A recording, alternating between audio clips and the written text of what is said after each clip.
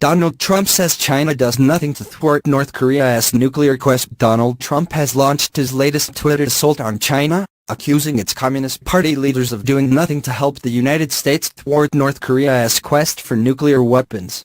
"I am very disappointed in China," Trump wrote.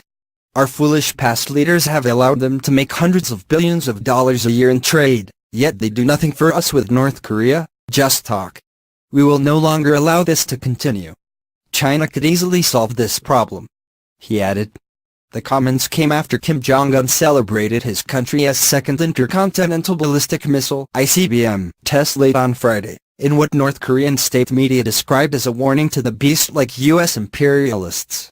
On Saturday, the U.S. Secretary of State, Rex Tillerson, accused Russia and China of being North Korea's principal economic enablers and claimed they bore unique and special responsibility for its belligerent pursuit of nuclear weapons.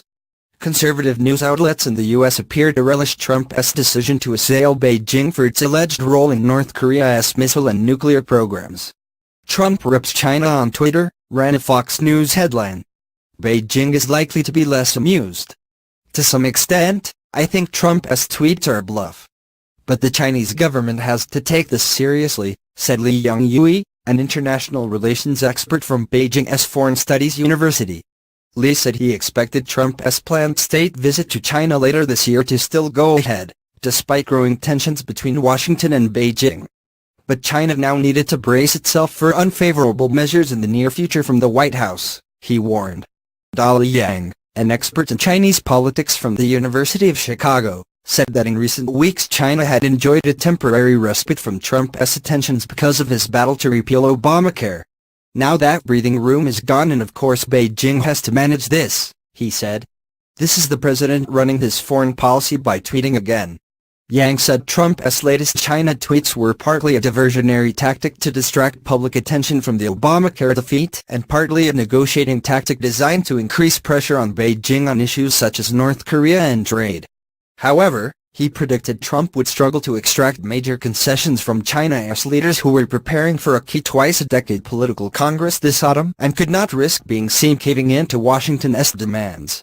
Observers say Trump had hoped to convince Chinese President Xi Jinping to form a partnership with the U.S. which would have seen the world's top two economies tackle North Korea together.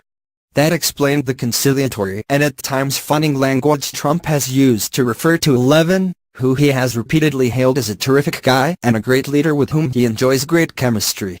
However, with Saturday's tweets that approach appears to have run its course. Li said U.S.-China relations were so vital that the boat of friendship between the two countries was not in imminent danger of capsizing.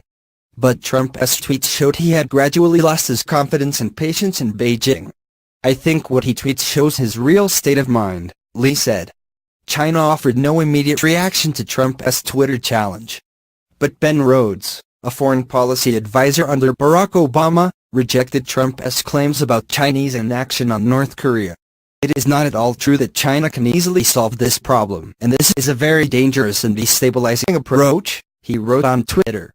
There were reports, later, that two US B-1 bombers fly over the Korean peninsula in response to North Korea's missile test.